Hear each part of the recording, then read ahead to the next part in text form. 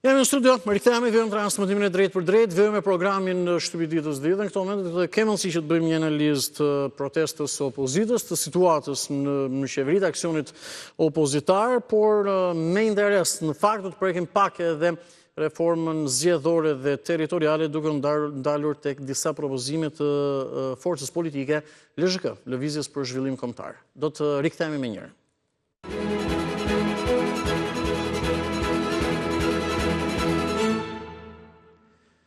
Përshëndetem, në studion më është bashkuar zotja Ekrem Spahiu, politikan dhe tashmë bashkëkryetar i Lëvizjes për Zhvillim Kombëtar. Mirëmëngjes, faleminderit që jeni në Report Televizion, edhe mbi gjithë në programin e mëngjesit. Faleminderit për ftesën.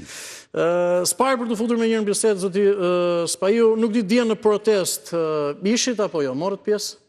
Protestat janë të domosdoshme për shqiptarët dhe sigurisht një protestë në emër të opozitës sigurisht që kam qenë i pranishëm si qytetar, edhe realisht protesta i shërben demokracisë dhe vendit, aq më tepër që kemi një situatë jashtëzakonisht vështirë për sa i përket korrupsionit qeveritar dhe protesta ishte shumë e vonuar.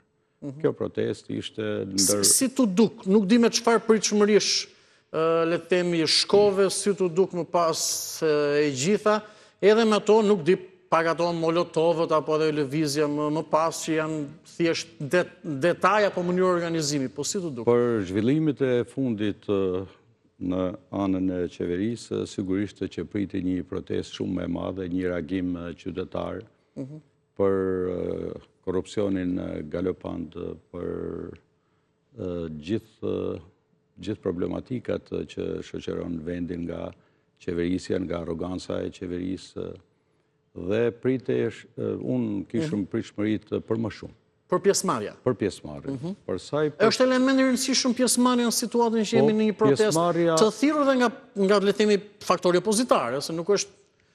Pjesëmarrja duhet të ishte shumë e madhe, sepse realisht dy zhvillimet e fundit për sa i përket çështjes së Ballukut dhe të Akshit janë shumë alarmante dhe po të ishte një shoqëri më e përgjegjshme për të reaguar, pjesëmarrja do të ishte shumë e madhe, pavarësisht se kush e thërret, kush e drejton. Po këtu duhet të pyesej që do të reagojnë qytetarët apo qoftë, kjo protestë apo nuk frymëzon dhe opozita. Ke protestat e mira për sa i përket pjesëmarrjes të opozitës, me gjithë problematika që ka edhe opozita.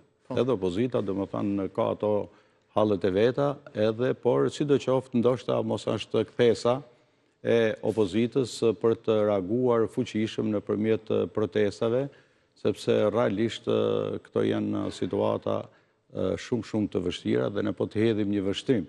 Edhe vendeve të tjera, protestat kanë efektin e tyre, edhe përgjegjësinë e qeverisë, sigurisht edhe dorëheqja e kryeministit të Bullgarisë, pikërisht vetëm nga protestat, sepse korrupsioni ka përfshirë shumë qeveri, sidomos vendet ish komuniste. Ju kuptoj, kjo e mbarëmjes djeshme një farë mënyrë po e them në këtë mënyrë iku. Çfarë duhet bërë tashme? Është zgjidhja me protesta, nuk di ndoshta për të kërkuar një qeveri teknike, zgjidhjet parakoshme, nuk di, sepse besoj një opozit për këtë punon, që në momentin e parë që... Absolutisht, situata në Shqipëri është shumë e rëndë në aspektin politik dhe institucional.